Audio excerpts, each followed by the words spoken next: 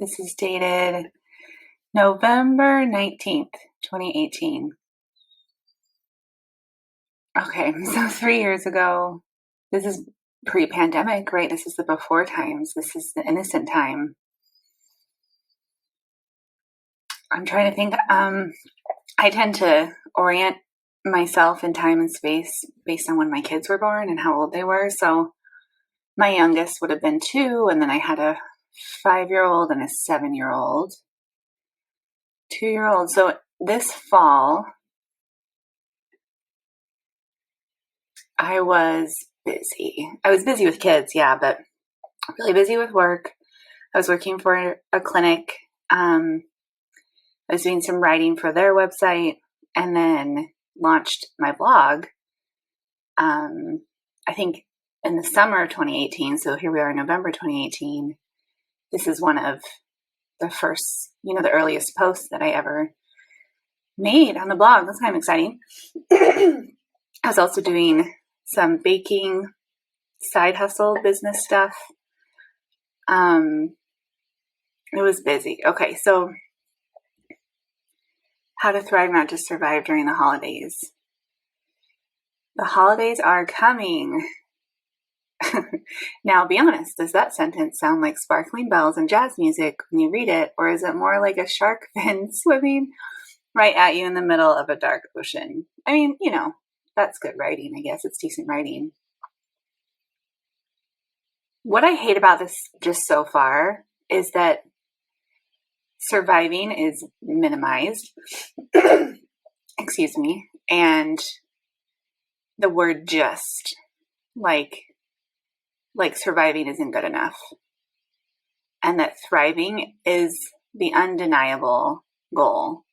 That anyone who's not aiming to thrive is failing and something's wrong with them. Like, that's all implied here, right?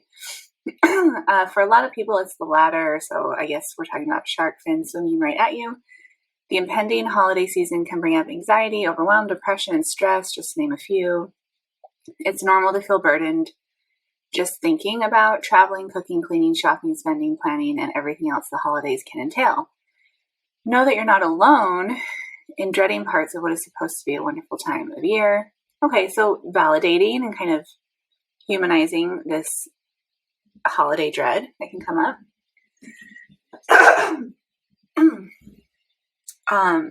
Let's see. I know I've spent many holiday seasons overspending, overconsuming, and overextending myself.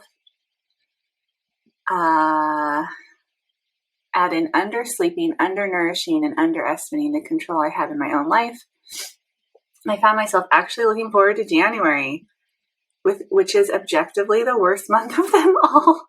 Oh my gosh, Caitlin, 3 years ago, you are so harsh. Okay, so I normalize it. And then I kind of do some self-disclosure. Like, yeah, sometimes I've overspent, I overconsume, I overextend myself.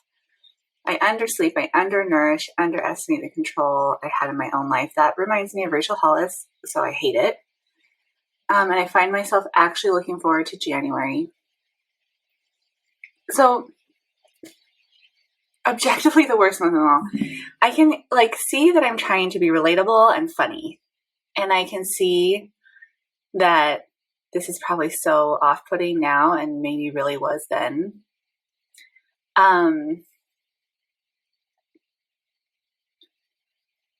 Also, my mom was born in January. My parents got married in January. So that feels like a dig, like a personal attack.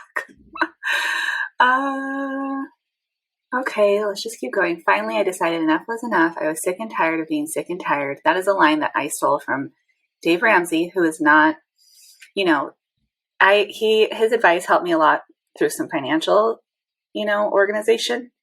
Excuse me. Gosh, my throat. I borrowed that quote from Dave Ramsey, who, his financial advice really helped my husband and me. That's true. Also, though, I don't know if he's the kind of person I want to look up to in a life approach way. Bloated and broke and miserable at the end of every year. Here's what I did and what you can do too if you're ready to have a truly happy holiday season. I sound like a commercial. this article so far is invalidating, minimizing, and not trauma informed, and really, really, it's like building pressure, like putting pressure on whoever's reading it. Like, okay, you just have to do this if you're actually ready to have a happy season. Because I bet you're not having a happy holiday season. And if you really want it, you'll do what I outline here. And it worked for me, so it has to work for you. I'm sorry. Okay. First, I had a bit of a breakdown. I don't recommend this part, but if it's happening to you, know you're not alone and you're not crazy. So I say, here's what I did and what you can do too. And then I say, have a breakdown, but I don't recommend having a breakdown. It's confusing. You're just maxed out. Get through the breakdown in whatever way causes you the least amount of unnecessary suffering, and therefore likely spares those you love some unnecessary suffering as well, and then move on to the next part as soon as you can. What does that even mean? My breakdown was sponsored by shame, fear, and a massive gap between my actions and my values. Okay, that's a good line. All of which took professional help and a prescription to heal. Please get professional help and or a prescription if you need to. There's no shame in using the resources available to us in this time in place of abundance. Abundance. There's no shame in using the resources available to us. Such a privileged stance, right?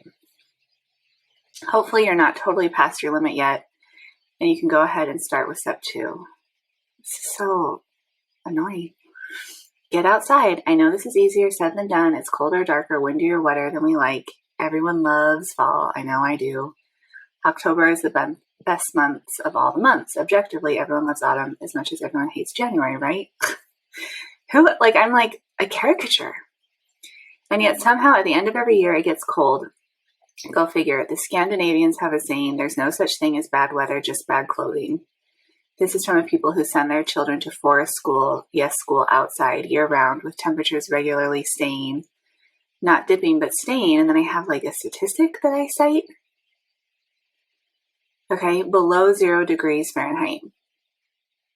So it's cold. If they can do it, we can do it too, right? And the research is motivating. Sun exposure helps stabilize moods and set your internal clock, among many other benefits. So bundle up, walk the dog, walk the kids, walk yourself. Just get outdoors every day. I mean, it's not bad advice. Like, that's fine, right? Let's get outside every day.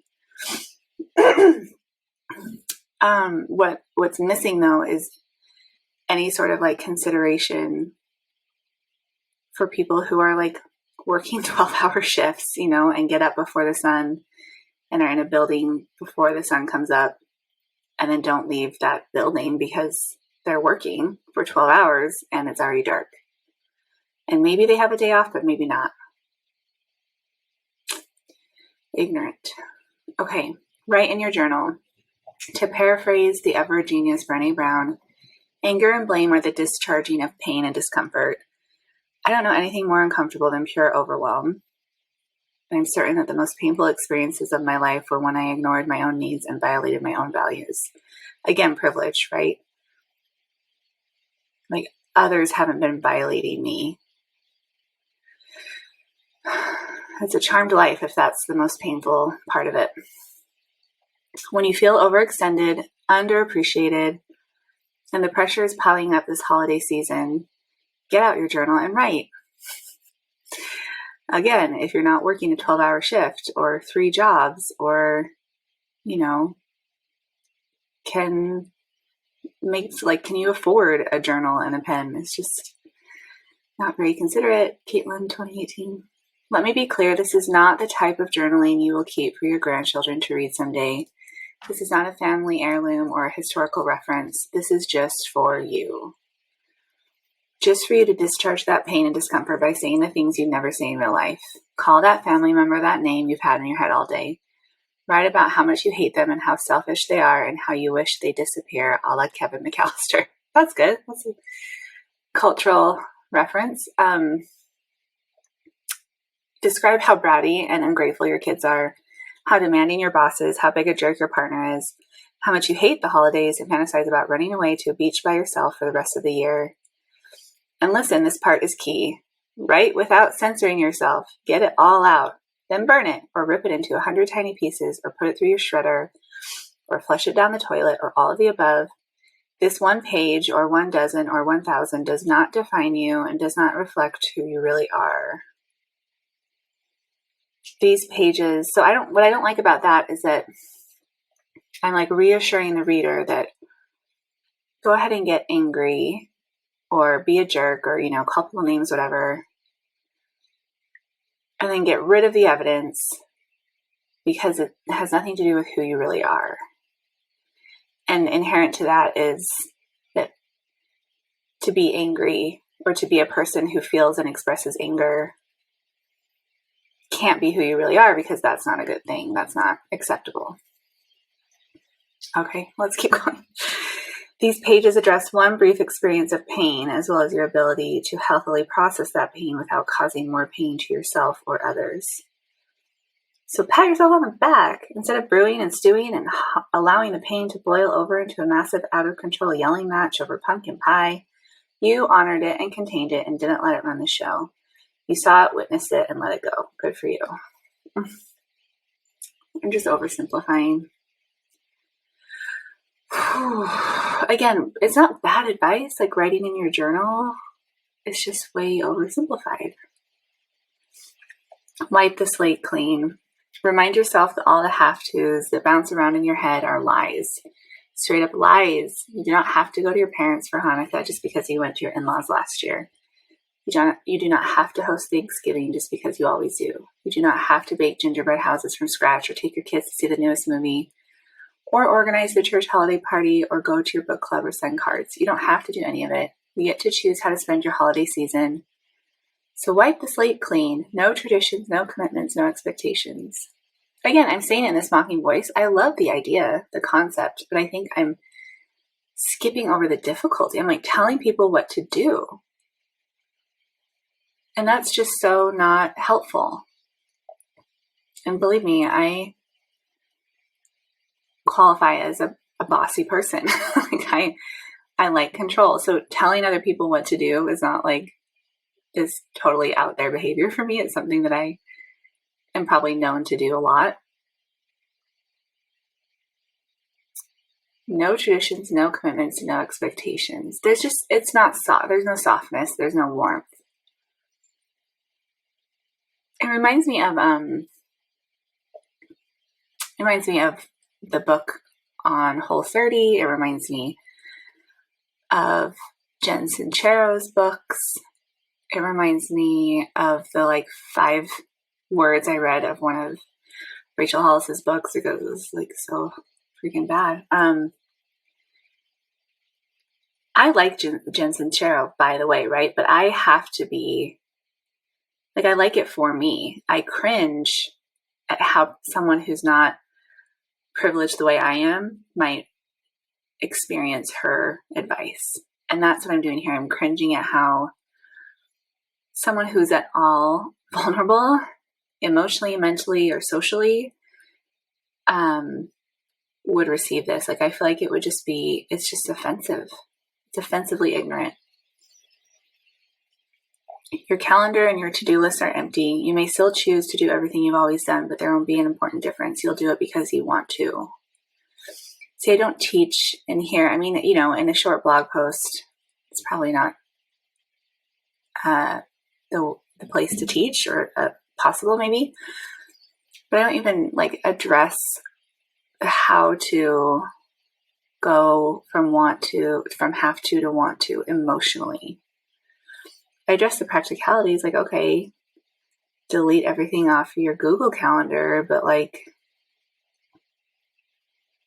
then you're just staring at an empty calendar and don't have all the information for all the events that you were invited to, or all the obligations that are still depending on you. And then you put it back in from memory, or you write it all down first and then delete it and then put it all back in because you want to. But how much time does that take, right? And how do you actually let go of have-tos? Okay, so I start by saying that these have-tos that bounce around in your head are lies. But part of you believes that they're true. Otherwise you wouldn't do them. So how can we unpack the lie? All of this is like so much more nuanced than one paragraph. The difference between doing what you want and doing what others expect is akin to eating frozen food versus a freshly prepared meal. No. Okay. And I'm just like holding frozen food as like this, holding my nose at the idea of eating frozen food. Like, how disgusting. And a freshly prepared meal is better in every way. Even if the outcomes are the same. You pizza either way. I guess you eat pizza either way. You host Thanksgiving either way. I hate that there's a typo like that. The experience is worlds apart. The energy that comes with recognizing that you always have a choice isn't great, and it allows you to take ownership of your own holiday experience. I think it would be so much more helpful to start and end with this. You always have a choice. Practice the affirmation, I always have a choice. Practice sitting with the discomfort of not liking any of the choices. What does it feel like in your body to know you have a choice and not like any of them? Like, that's so much more helpful, I think.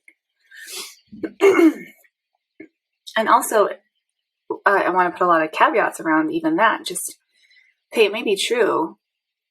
You always have a choice. And odds are that the people who are reading my blog are not the most marginalized. I mostly attract women like me who are white, straight, Christian, middle to upper class, educated, not the primary breadwinner in their families, married, a lot of social support. So for them, you always have a choice. Like, okay, I'm going to, make homemade pizza, I guess, or eat frozen pizza and forgive myself for eating frozen food. Like, I hate it. But saying you always have a choice to them is kind. It's fair. It's challenging them in a way that makes sense for them to be challenged. Saying you always have a choice to, like, a woman of color who faces direct and indirect racism in her workplace or school or community day in and day out, what are the choices? Like, move somewhere else where people are going to be racist? I mean, it's everywhere, Not be friends with anyone who's racist, which is everyone. So not have any friends. Those aren't, yes, I guess technically there is agency involved, but it's hitting brick wall after brick wall.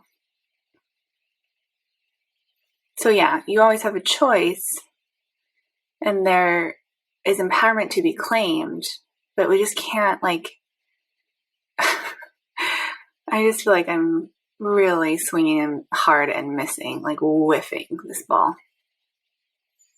Actively taking the good. I know this sounds a lot like a cliche. Look on the bright side. There's always a silver lining. I hate this.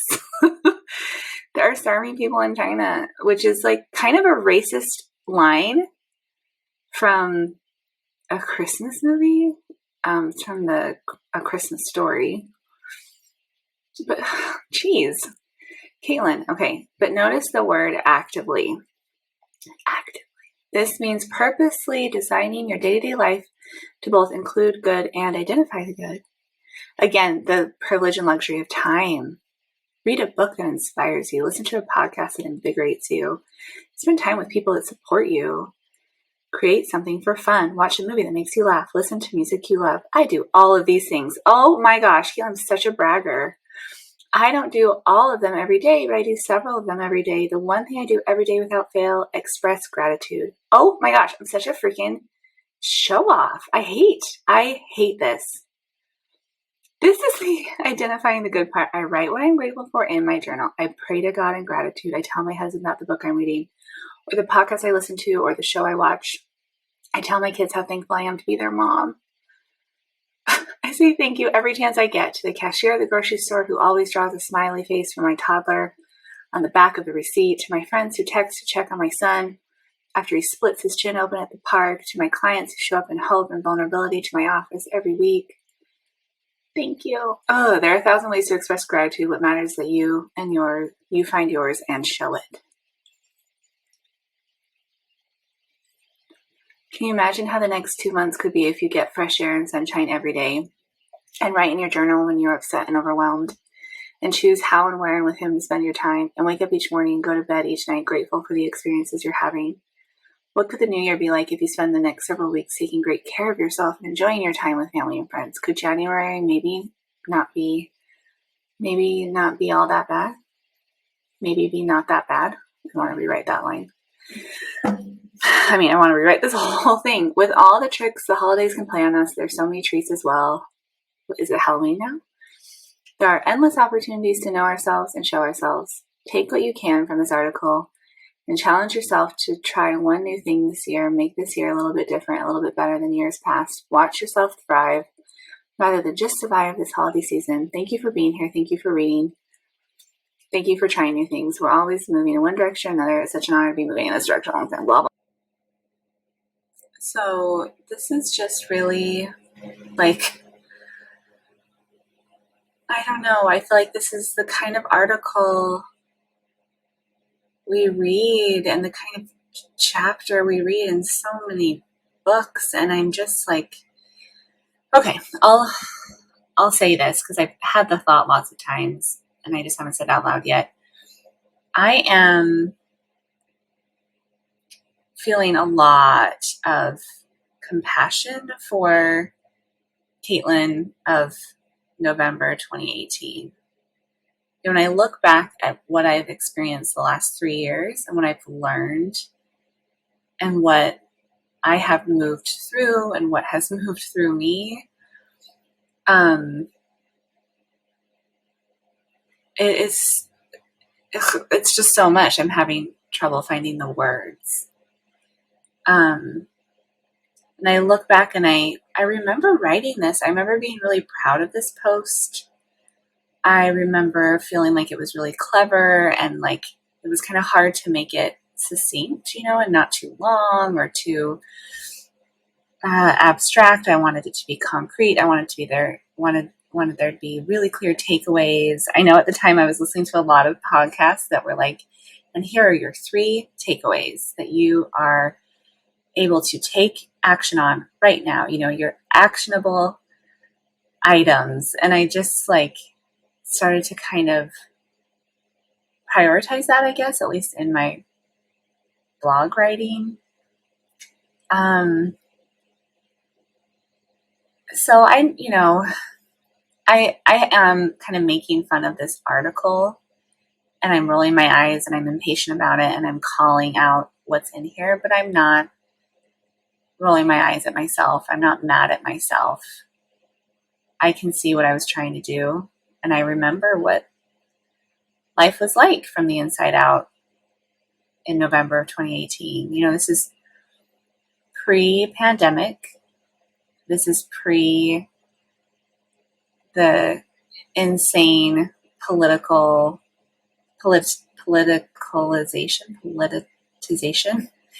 of the pandemic. This is pre, at least my awareness of things like QAnon and other conspiracy theories. This was really, when I said earlier, this was an innocent time, it really was for me. I did not have the information nor an emotional grasp of these dark edges of the world. This was the middle of the Trump presidency, so I had an idea of the darkness that is there, but like until the pandemic, at least I did not understand how dark things could get, how low people or movements or ideas could go. So again, November 2018, this is pre-pandemic, pre all the social division and politicization. I'm sorry, I don't know the word, around the pandemic and science and masks and, later on vaccines and things like that. This is also pre the huge Black Lives Matter movement. Oh, I just hit the mic. That was probably really loud. This is before I started to take seriously my own racism. This is before I had ever heard the term anti-racism or started to work toward a more anti-racist approach to my life in the world. This is before I moved from Las Vegas to Northern California, which was very much a desired move, a wanted move, and also a move. It was hugely disruptive, and it was also in the middle of Black Lives Matter and the pandemic, and just a few months before a very, very, very divisive and for me really intense and scary presidential election. And when I think about all of that entails, and I'm just scratching the surface and using these general terms to describe these hugely impactful experiences, there's so much in there that I had yet to experience back in November 2018, but also would never had guessed was coming. Like, not in a million years could I have guessed. Not even those specific things, right? Like, I can't see the future, so no, I wouldn't have been able to predict it. But more like I couldn't have even guessed how emotionally intense life could become, or isolating, or how much grief would be coming my way. And then even later on, post-move, the deepest depression of my life, the most active suicidality I'd ever experienced, the longest bout with depression and suicidality that I'd ever dealt with. And so when I have all of that in my head now, through that lens of like December 2021, reading this article, it kind of falls flat, but mostly it kind of pisses me off. And I'm also so glad that I'm not in that framework anymore. I'm so glad that I've busted out of that really trite approach, that I've stopped trying to keep things concise or actionable, that I'm speaking to the abstract more and I'm speaking and living more in the nuance. I'm really grateful for that. I'm curious. Let's look and see if there are any comments. No comments yet. Like, of course not. I'm actually surprised no one was like, this article is really unhelpful. Like didn't try to call me out. But certainly nobody loved it. There are no like shares. This didn't make a dent in anything. I just thought it was really good. And I thought that I was speaking a language that everybody wanted me to speak, which was like, let's thrive. Let's make this our best holiday season ever. What I want to say now is survival is underrated. Surviving as a baseline is perfectly acceptable. Most of this calendar year, 2021, for me has been about survival.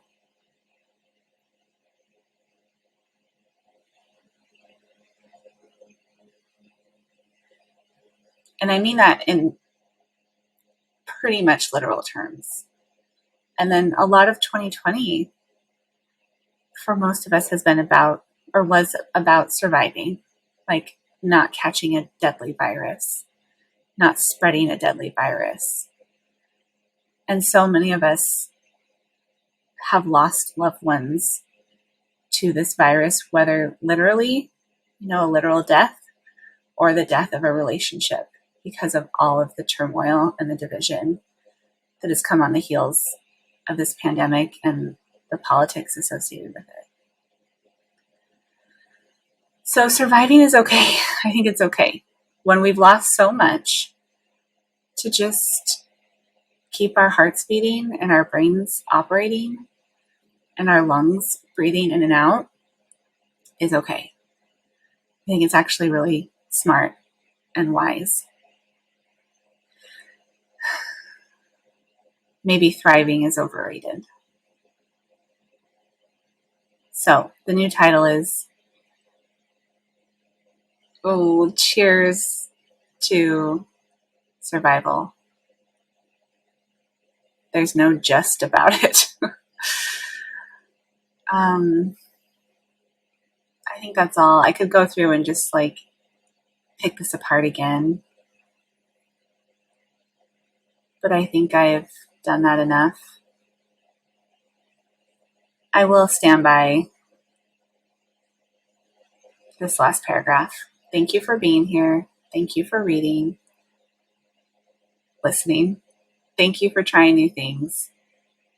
We're always moving in one direction or another, and it really is such an honor to be moving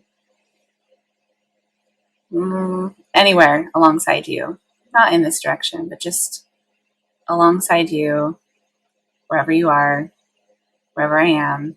It's such an honor that our paths cross, even if it's just for a moment. It is the endless privilege of my lifetime.